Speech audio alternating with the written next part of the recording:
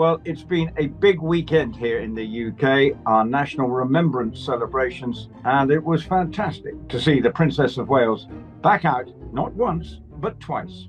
Plus, talk about toe jam, how Meghan Markle could end up next to a foot locker. That's all coming up.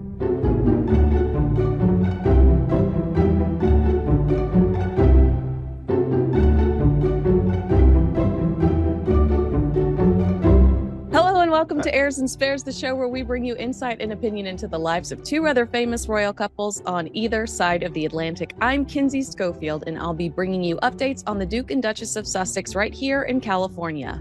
Hi, I'm Rupert Bell with all the news, and it's some good news this week as The Sun also finally comes out in November about the Prince and Princess of Wales. All right, Rupert, let's jump into that because it was absolutely thrilling to see Catherine, the Princess of Wales, attend her second event over the weekend to commemorate Remembrance Day. This is what all of the papers were splashed with, these beautiful photos. I mean, this is a big deal because these are some of her first events post completing chemotherapy. The princess joined her husband, Prince William, and her father-in-law, King Charles III, at the Cenotaph War Memorial in London on Sunday to honor military members who died in service. She appeared on the balcony to observe the ceremony while standing next to Prince Edward, his wife, Sophie, Duchess of Edinburgh. Saturday, we saw Catherine also attend the Festival of Remembrance at the Royal Albert Hall. The festival is an annual commemorative concert, which also honors all who lost their lives in service. Rupert, first of all, they were looking so happy and healthy, the Prince and Princess of Wales. I was so uplifted, specifically on Saturday, to see them in such good spirits. Yes, and been a big week for the Prince of Wales, bearing in mind he's been in South Africa all week. It was always planned that the Princess of Wales would make an appearance here. It never felt that it was always hoped that she would make it. It was always talked about as something that she would end up doing. And I suppose the good news is that she was able to fulfill her obligations to go, first of all, to the Royal Albert Hall in central London, which is where they always hold this national Festival of Remembrance. And I think Sir Tom Jones was even belting out a tune and very emotionally. And he's 84 years of age. I mean, he's still rocking the joint. But also, it was important, I think, to see her. She was enjoying herself. And I suppose it's also for the Prince of Wales, just from a sort of couple's point of view, just narrow it down. Nice to be out and about with his wife again, right? Absolutely. Doing other than the sort of more formal things. Okay, that is a bit of a semi-state occasion, I suppose, with not necessarily all the trimmings. It is part of their duties to fulfill.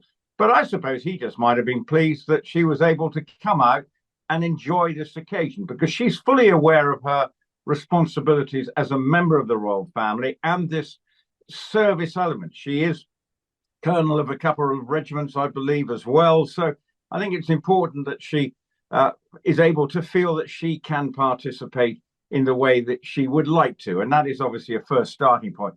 It's quite simple for her, if you see what I mean, because there's no unnecessary demands on her. Yes, gets photographed. I cannot wait to argue with you. I'm going to allow you to finish your thought. I can't wait to argue with you, though. Argue away. You can come in. Come on. You disagree with my thoughts. I do disagree because I don't know if you've seen this, but I was absolutely horrified by the conversations online about her physical appearance. And you have said that on this program a million times, that she has a pressure on her that we will never be able to comprehend, a petty, a catty, and a very unrealistic pressure on her. And yeah, she had to show up, but she had to show up probably realizing that there were going to be the internet uglies that are raging hard right now, that are trying to break down and tear her down based on her physical appearance. The one UK commentator that unfortunately I've shared a screen with before that said she looked like she must be smoking. That's the only explanation, as if she doesn't know what chemotherapy does to someone's body. I mean, yes, she had to show up and represent and be a beautiful ambassador, but at the end of the day, there are the nastiest people in the world that took this opportunity to be ugly. I couldn't agree. I'm not going to argue that point because I couldn't agree more. Because we know anyone going through recovery, and obviously hers has been a very long one, it's going to take a physical demand on you. But I have to say, she looked fine. But you're quite right. There was no need for anyone to say that. But as you're quite right, this is the point why I'm trying to say it's slightly easier. I mean, it's a very controlled environment. She's not having to suddenly go out and about and talk too much to the public. She goes and takes her seats, obviously says hello to a few people, and then goes back home. Yesterday, she was on the balcony, accompanied, as you say, by the Duchess of Edinburgh. So that's all good. So from that point of view, I have to say, I think it was a great success, and it was great to see her out and about. And now people are sort of trying to read into a lip reading or what she was saying. I'm sure it was a strain, but ultimately, I'm sure she was just happy to be there. Absolutely. Let me ask you this because we briefly touched on this, maybe not at all last week. I'm not actually sure. But any additional pressure on Catherine with Queen Camilla out sick? Did you feel that way, or were you concerned about that for her? No, I think she's out and about. I think presumably it would have meant that the three of them she would have been there standing next to her. But obviously, from Camilla's point of view, who actually tonight, as we record this, has a big documentary going on about her work with family people, women subject to domestic abuse. It's a part of her big project, and she would have been disappointed not to be there. But again, she is in her late 70s, and a chest infection at this time of year isn't straightforward. And it's probably just easier to recuperate because she's got events to do this week, including to go to the premiere of Gladiator 2, which seems to be getting quite good reviews. It seems like. Really? What are you reading, Rupert? Well, my reviews in this country, I don't know, are all saying that Gladiator 2 might be all right. Missing Russell Crowe, but Denzel Washington's supposed to be done all right. But so I think she'll have a fun evening on Wednesday night when they have a sort of full-on premiere in central London. But I think for Catherine, just to see her out and about, and then backed up by some of the comments that William was making when he was in South Africa about hopefully we can do an overseas visit next year and start to plan that. So I think that is grounds for encouragement. Will we see her before Christmas? My gut feeling is we'll probably see her in that Christmas Carol concert that she now puts on an annual basis. I think that will be the next time that we will see her, because I believe, and I've already heard, that preparations are in place, and I'm sure that's where we'll next see her. But that's not long away, because they were a bit earlier before Christmas. So hopefully that's when we see her next. But it's all part of the staged recovery. Remember, we're coming up now almost to a year, Kinsey, because if you think, it was during that Christmas break that obviously she became ill in the early part of January. And then that sort of changed everything. We saw her on Christmas Day, but then subsequent to that, it all obviously unraveled as it has. But I think the vibes over this last week, not only seeing Catherine, but also the words from William suggest that maybe there is some better news around the corner. And hopefully the family can have a really cheerful Christmas, like so many families in similar situations, if they get some good news, can actually sit around and eat the turkey or whatever and all the trimmings and thoroughly enjoy it. I was thinking about that timeline today because I had to do some American media and they were asking about Catherine's health. And I've said a couple of times over the last few weeks, if I've learned anything from 2024, it's that I don't want to speculate on these individuals' health. I mean, it whatever we thought, it was a million times worse. And that was really hard to digest. And then it felt like a violation. But just to your point on the timeline, January, abdominal surgery, and I think, what did they say? They said it was like pre-scheduled abdominal surgery. It was a weird way that they phrased it so that we wouldn't be too concerned, but pre-scheduled, that's not the right term, but it was something similar to that. But then we didn't. But then Catherine breaks down and tells us that she is pursuing preventative chemotherapy for cancer in March. When you think about that, that's not a lot of time between January and March. It's not a lot of time. And the amount of interest and the amount of chaos surrounding her health, doesn't it amaze you that there was so much absolute, I mean, chaos is the only word I can think of. Well, in both cases, we don't know the full details, but it appears they went in for something else. Yeah, yeah, yeah. And then, and I refer to the king, of course. Mm-hmm. Then he goes in, and then they went in for what was described as a routine prostate issue, which, or men of his and my age, it's routine. But obviously, they discovered something else while they were doing that, which is a blessed relief. He's continuing his cancer treatment in whatever form that takes for him. But obviously, again, it was what we're led to believe is that the Princess of Wales went into the hospital and then they found something a little bit more serious. What it is, I have no idea. But the interesting thing is, we know that it's taken a long time to recover. We saw the film that was produced from when the children and the Prince of Wales were in Norfolk on a family, and to show that they were able to enjoy summer. But we know anyone who's suffering from something like this, there are good days, there are bad days. Let's just hope for now the good days are starting to outweigh the bad days. Yeah, one of my favorite lines from that video, talking about her experience, she said it had given her a renewed sense of hope and appreciation of life. And then Robert Hardman talking to us about how it's enhanced her faith, made her a little more curious and engaged. I really thought that was special.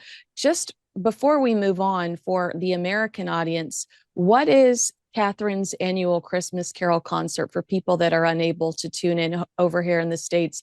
Is she featuring communities, high-profile music guests? Is she using it to thank and highlight charities that are close to her and Prince William's heart? How does that work? Well, they put on something at Westminster Abbey, which is always a spectacular location.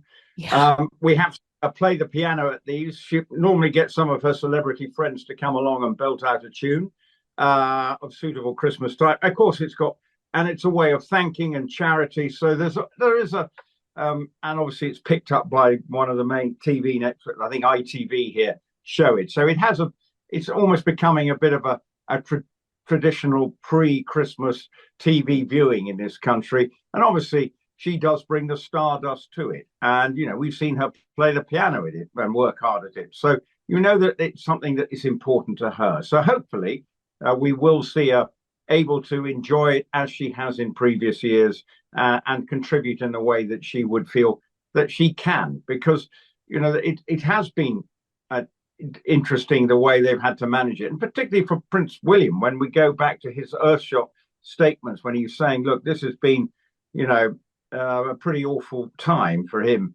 but mentally more than anything. And it is interesting because people speculate that he's not while obviously his family are head of the Anglican Church here and things, there are speculations that perhaps he's not, the most devout Christian in that sense. Whereas I think he may be, whereas his wife now has obviously been through the ringer, and obviously maybe her faith has helped her come through and given her, and maybe that will something that will resonate with William going forward. So it'll be very interesting to see how that dynamic plays out. But I get that, Rupert. I tell my significant other all the time, I hope I see you in heaven. I hope I see you there. You better get on my level. All right, you mentioned it, so let's head over in that direction. Prince William talking about the hardest year of his life. I felt like this was a really intimate, vulnerable revelation. He was speaking to reporters at the end of his visit to South Africa, and he revealed how he's dealt with both his wife and his father being diagnosed with cancer. He said, it's been dreadful. It's probably been the hardest year in my life. So trying to get through everything else, and everything else I imagine is Earthshot, Homewards, this documentary, all the other things he's accomplished throughout the process. and keep everything on track has been really difficult. He added, I'm so proud of my wife. I'm proud of my father for handling the things that they have done. But from a personal family point of view, it's been brutal. What a devastating word, brutal. I love that he can be honest and um, tell us it's been hard without sounding like he's complaining. I mean, I know I don't want to bring in you know who, but how does he manage to be honest with us about a difficult year, but not sound like he wants our sympathy? Well, I think it's a juggling act. But when he's out there, and the first shot week had been a very good week PR wise for him.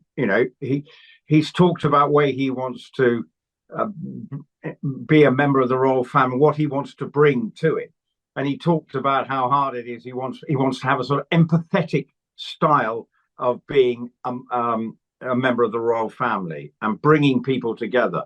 And he talked about his new vision with a small r. I don't know quite what that means. Well, But I yeah, think we're supposed to typically capitalize the R in royal family yeah, when we write about them. So maybe he's saying he just doesn't want to be as stuffy or as technical.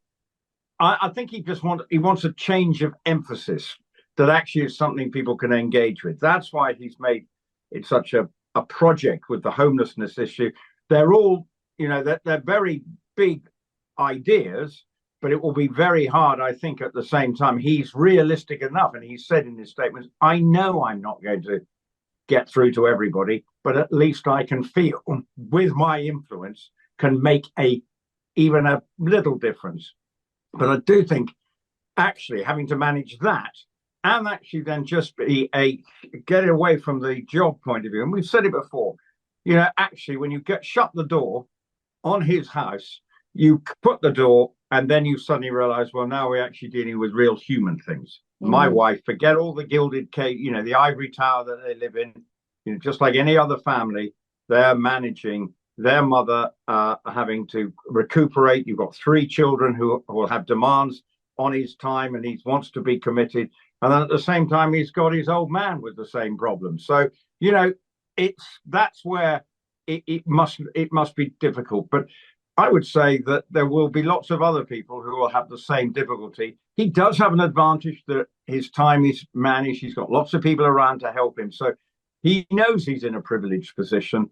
But I still think if you take the raw emotion of it, if you're the mother of your children is going through that, whoever you are, it doesn't matter whatever your status, it brings you down to, takes away the status that you are. You are dealing with a very human situation. And that, I think, is what he was alluding to in those comments post Earthshot.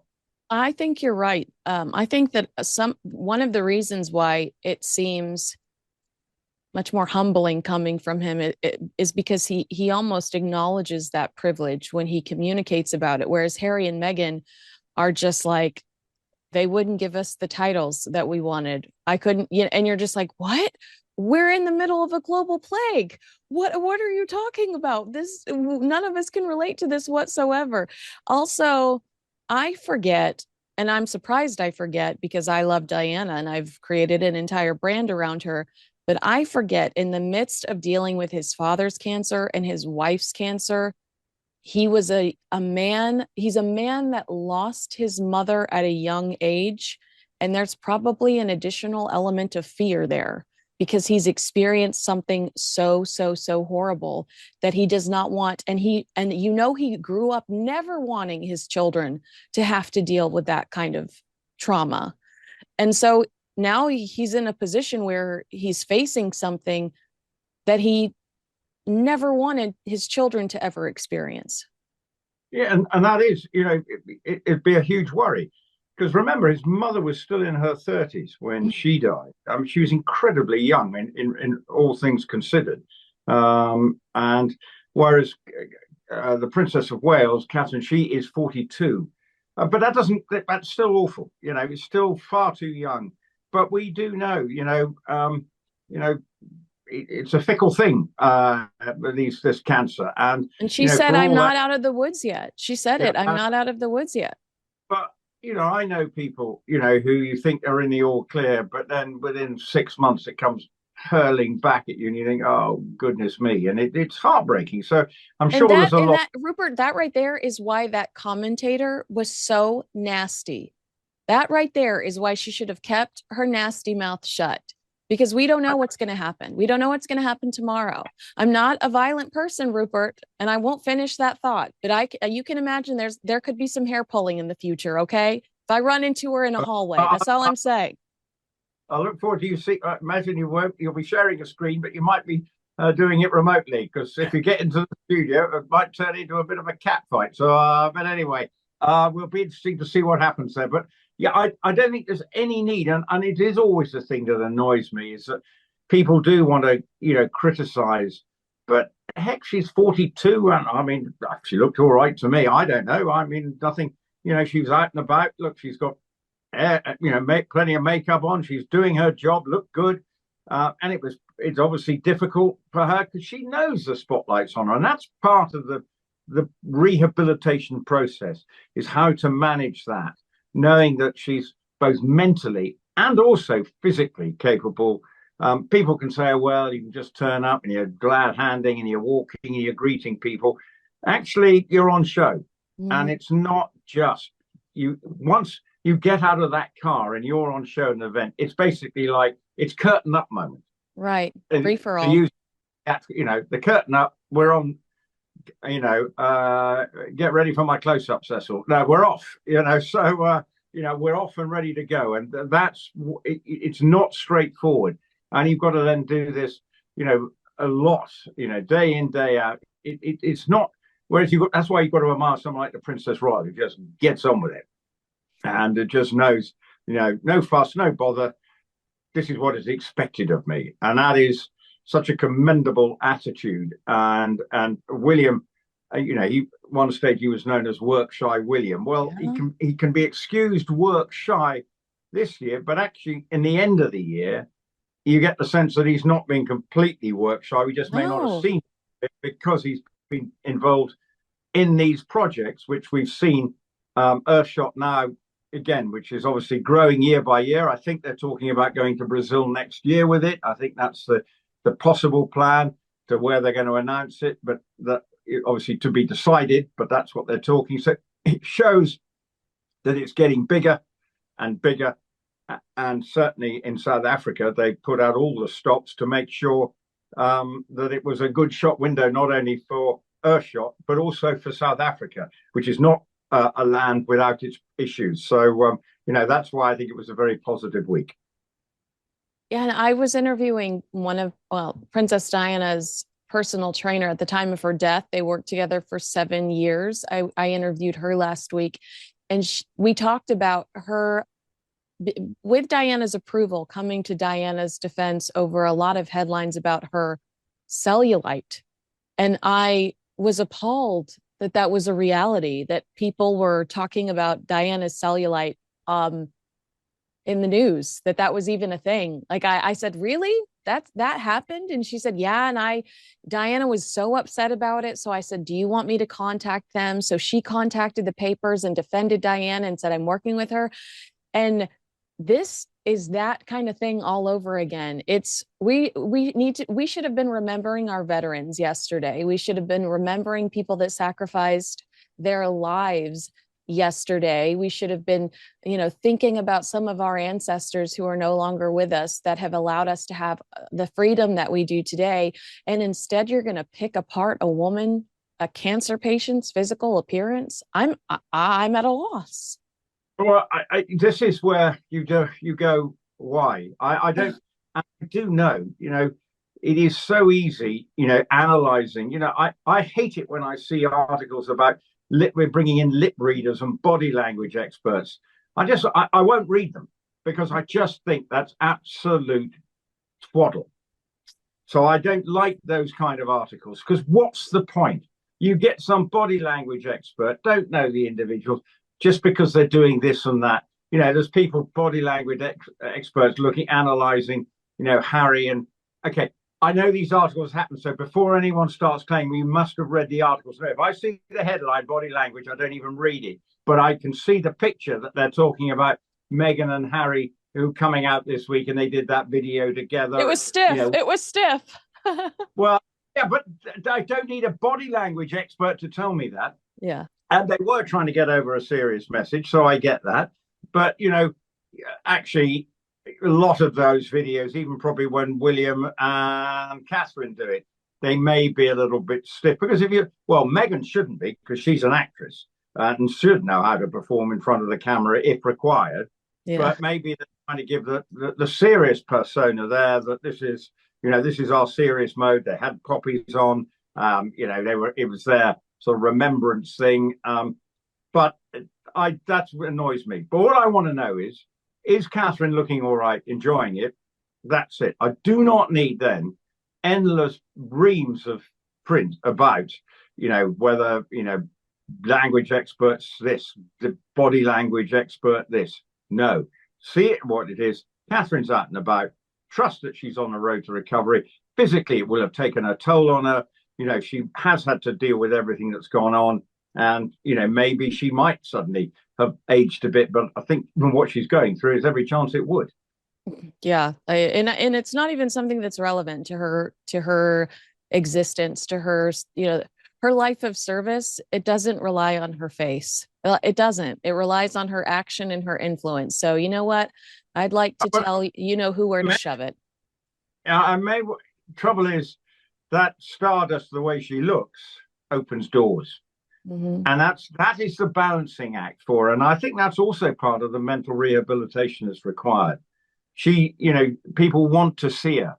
And people, I think we've talked about, was she missed last week in South Africa? Of course she was missed.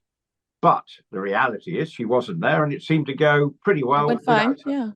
Yeah. But so she does look banging she did look banging in that green Earthshot dress that I saw her in Boston that 1 year. I love looking at her in clothes. All right, I'm going to flip-flop these stories because you just mentioned it. So we're going to talk about the Poppy video, but really quickly, let's talk about Prince Harry making another appearance without Meghan Markle. They do unite for a video at the end of last week, but People magazine exclusively reported, shocker, that Prince Harry continued his relationship with the Pat Tillman Foundation last Wednesday by making an unannounced appearance at the organization's 20th annual Tillman Honors Gala in Chicago, Illinois. I actually typically associate Princess Diana with Chicago. She went there for at least one charity event that I know of. And the hotel that she stayed at, they have the Diana Suite where they still have the workout equipment that she used when she stayed there up in the room. They have pictures of her on the wall. Of course, it's an absolute fortune to stay there, but such a cute idea. The only reason I'd ever go to Chicago right now, because I bet it's getting pretty chilly. But according to witnesses, Harry attended the entire gala, sitting next to Pat Tillman's widow. Before the gala, he attended a leadership development session with the Pat Tillman Foundation CEO and retired NFL quarterback Jake Plummer. His appearance was a surprise to the 40 Tillman scholars and the 84,120 people that signed a petition for him not to receive the Pat Tillman Award. What's your reaction initially to Prince Harry in Chicago, continuing that relationship with the Tillman Foundation? Nothing wrong with that. Get on, kick on. Yeah. If he's rebuilding bridges, there was this sort of saying, why is he doing it? But actually, that means the Tillman family are happy for him to be there. Yeah. So, and he does put a spotlight on it, and he will understand what Pat Tillman's family are going through, because, he was an extraordinary, as we all know, an extraordinary character, giving up his NFL career to go and fight, which was, it would have been pretty, rare. And then obviously losing his life, but his legacy lives on, and that's fantastic. Now, yes, Harry creates, as you say, 84,000 signed a petition, but I don't know why they bothered, because ultimately, if Harry's doing this under the radar, okay, it's come out subsequently, that's absolutely fine, then that's what he should be doing. More of this, less of the other stuff. And yeah, I agree. I agree too. There's something that's much more significant about it when we find out about it after the fact. Like when he doesn't have the cameras rearing to go, ready to catch his every move in Chicago. And I'm not. Here's my argument. I'm not this is in defense of the 80,000 people that signed the change.org petition. I'm not in any way, shape, or form comparing Pat Tillman's mother to Queen Elizabeth II, the late, God bless her. But my argument when people tell me that Prince Andrew, you know, not proven guilty in a court of law, should be allowed to return to service underneath the royal family, is that I think we should respect Queen Elizabeth's wishes, and she is ultimately the one that took away Prince Andrew's status as a working royal. And it was Pat Tillman's mother who said she didn't feel like Prince Harry should be given this honor. She is a part of the foundation. It's her son. And so, I mean, defending the 84,000 people, I feel like it's disrespectful to Pat Tillman's mother who sacrificed her son to our country. But I understand what you're saying. You know, at the end of the day, he accepted the award, but he's continuing to associate with the organization, which perhaps means it's more than a participation trophy. And that's really what upsets people. Well, I think that's important because it did create a bit of a media hoo-ha and stink. You know, why is he doing this? What's he got? Why? What's so special about him? Why was he a cut above the rest?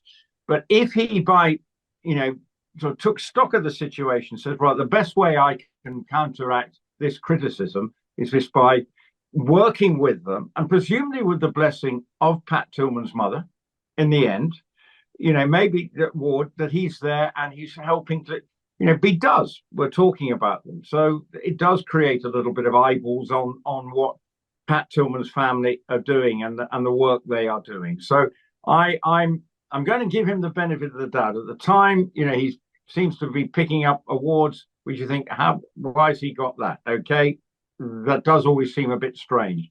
But if post getting that award, he is able to feel, because this is one natural way, now he's living in America, that he can actually make a contribution to American servicemen and women who have, families who've lost loved ones and everything.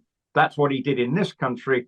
Then that's a way, perhaps with his, media notoriety, or whatever word you want to use it, can bring a spotlight on it. So I'm going to give him. I may upset some of the viewers here, but I'm going to give him a bit of a thumbs up with this one, because presumably the Tillman family are happy for him to be there. They're just going to assume you're in the Christmas spirit and you're vibing high. And that's okay. That's okay, Rupert. It's good to be in the Christmas spirit.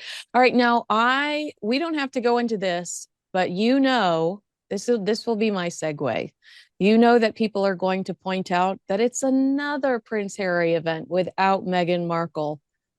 And there's going to be some people that zone in on that particular fact. But fear not, because Harry and Meghan did appear together in a video shared at the inaugural Global Ministerial Conference on Violence Against Children in Colombia, promoting online safety for children.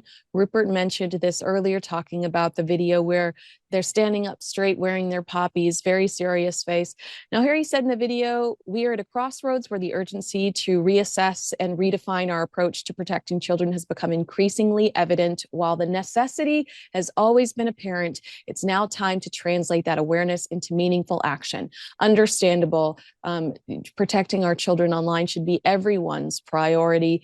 But as you referenced earlier, page 6, in their headline describing Harry and Meghan's first joint appearance in 2 months as stiff, I guess the first thing I would ask you is, I dropped the ball, Rupert.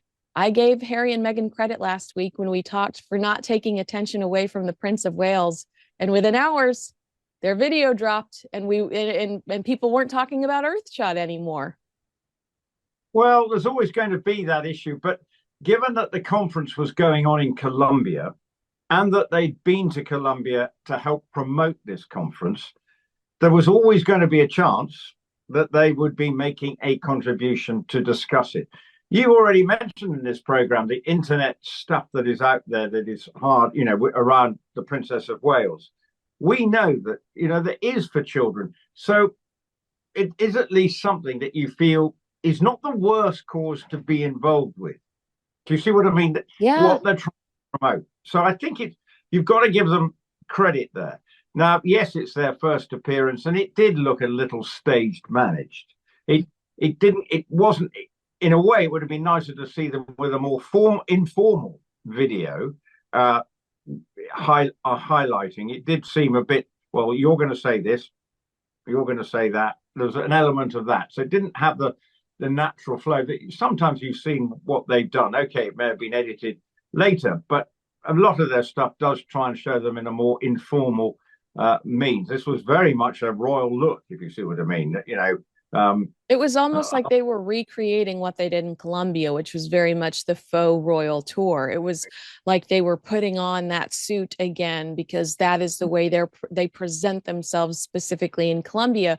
Whereas in the States, we see them silly on Zoom. Harry popping his head in, hey guys, during a meeting, like I totally agree with you. It is like completely different where they definitely had an objective when shooting that. Yes, a serious topic, but also I think they are trying to take advantage of the places in the world that consider them still royalty, and they're really going to build off of that, because I think in the UK and in the US of A, they have damaged their brand, and people see them more as reality stars than they see them in that royal capacity because of the persistent complaining, the persistent secret sharing, the book, the reality shows, and the punchline that they have become in pop culture in the States specifically.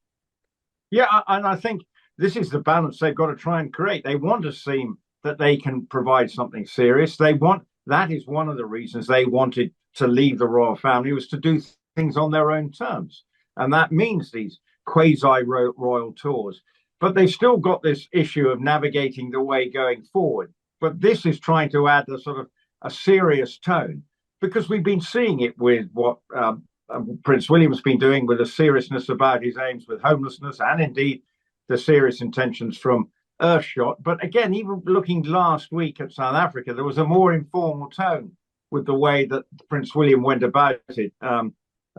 As you asked me before about those biodegradable shoes, I wouldn't be wearing them. But, more informal sort of approach to it, sort of befitting of what he sees as a modern royal.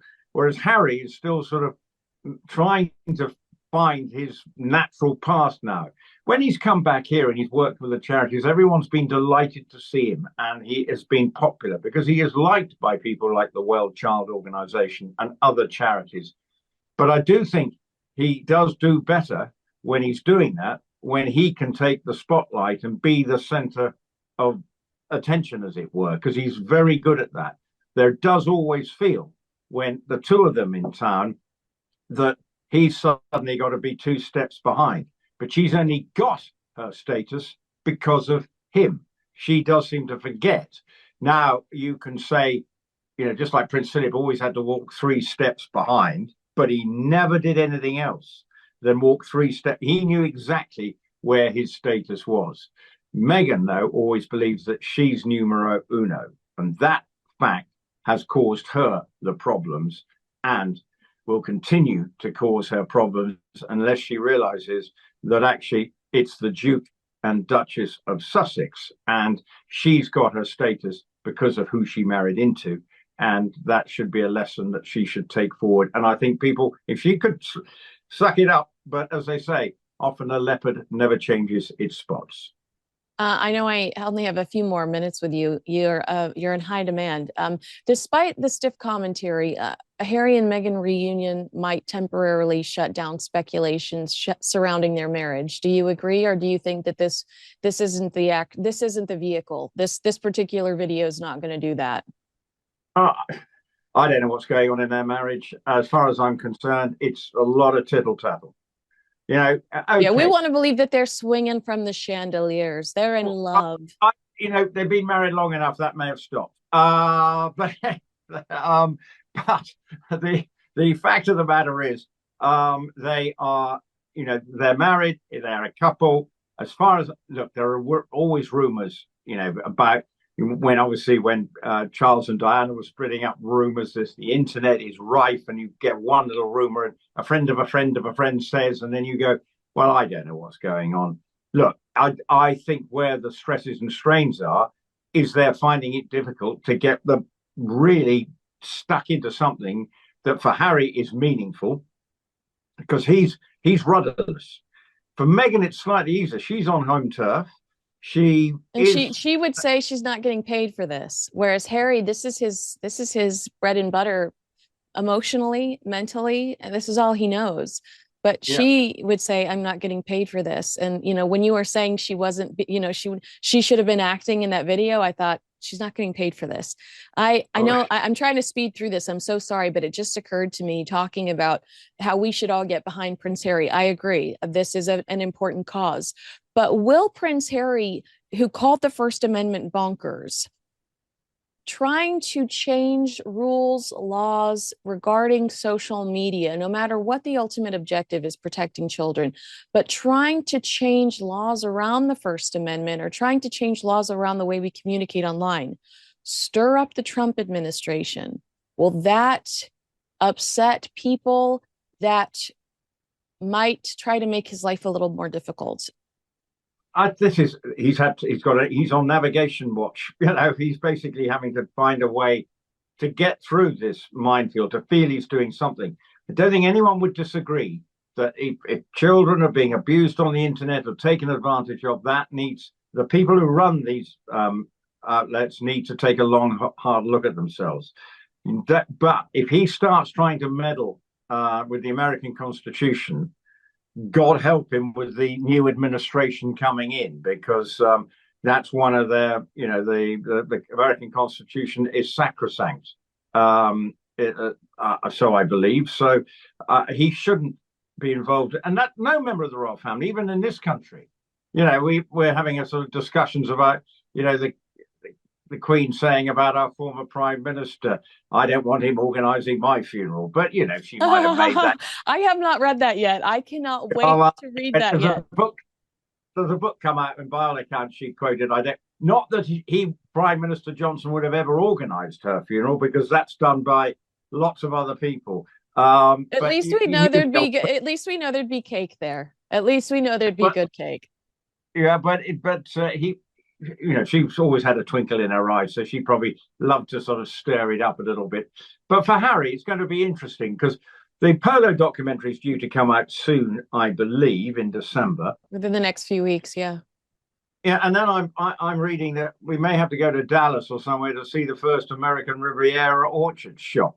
Yeah, let's blow through that real quick. Meghan Markle, the mall rat. Daily Mail's reporting that she's preparing to launch her lifestyle brand American Riviera Orchard in two major malls, one in Dallas, Texas, the other in Philadelphia, Pennsylvania. Texans are fiercely protective of the British royal family. I'd love to look at the marketing reports, the marketing research and surveys on Dallas, Texas fans of Meghan Markle. I would be legitimately curious, but this is a part of the Netflix house experience. We know Meghan filmed this cooking lifestyle series for Netflix in April, May. It's currently untitled, but we expect it to happen sometime early next year, that launch of that TV show, which is expected to coincide with the launch of American Riviera Orchard. She might also release a cookbook around the same time. They're reporting that next to a Squid Games game where you don't actually die, and the Bridgerton Tea Party, and what baby reindeer tracking devices, I don't know, you'll be able to purchase some form of Meghan Markle merchandise. What a fall from grace. I don't even know how to describe this. It seems like this is not the audience she wanted when she announced American Riviera Orchard. They told us she was going to be selling $200 jars of jam. Well, and they won't be selling in a Dallas mall or whatever. I can't. How do you say it? Anyway, shopping center we call them over here. Just a little bit bigger in Dallas. It'll be interesting. I don't think it's going to be a great success. And what she's suddenly going to storm the high street, as we say over here, with new products that are going to make people's lives so very different. I'm not so sure. It's a brave shout. And also her lifestyle program, I don't see her as a Martha Stewart. Martha Stewart, it took a long time for Martha Stewart to get with her, and it was a rocky road occasionally along the way. But she is an icon. But her She was helping to transform America. You know, when you think Julia Child back in the day came along with her cooking programs that everybody watched and moved the dial. And Martha Stewart, I think, and correct me if I'm wrong, she moved the dial a bit in that sort of. I think what you're saying is, with the two examples, very good examples you just gave us, little steps. Some of them started out on PBS, local TV. Some of them released a book that no one bought. But these little baby steps to become who they were. Meghan Markle married a guy, and now she wants to tell us how we should live our life. And that is not the way that these women did it. They hustled and they started from the bottom. Now they're here. Well, and therein lies the issue. I don't think will it feel genuine? So when they do this cooking program, will it look like, okay, there are celebrity chef programs all over them. I bet on American TV, you can watch someone you've never heard of who's going around tasting burgers in somewhere, or whatever. But he or she is a chef probably, and actually knows what they're doing and gets stuck in. Does Meghan every day say, right, what are we cooking tonight, and rustles up something? And this program will be heavily edited. It will look very good, I'm sure, because there'll be high level production values. But will it make me want to cook something that Meghan Markle has deemed fit for my stomach? I would watch. Sure. Based on her personal expertise that I've witnessed firsthand, I would watch a How to Marry a Millionaire Who Will Allow You to Wear the Pants in the Family series.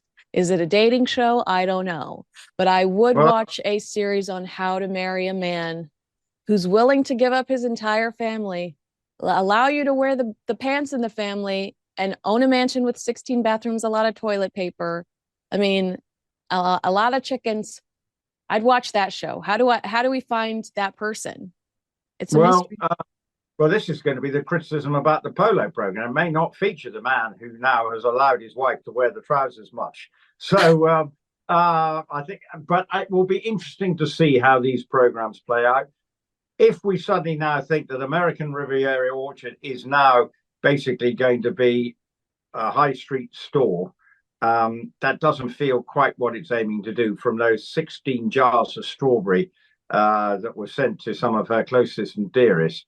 Look, there must be people working behind the scenes, but and presumably she's vetting the products that will be seen in there. But any high street shop has to feel like it has a sense of purpose. If you're going into, yesterday I had the misfortune to go into a garden centre on a Sunday.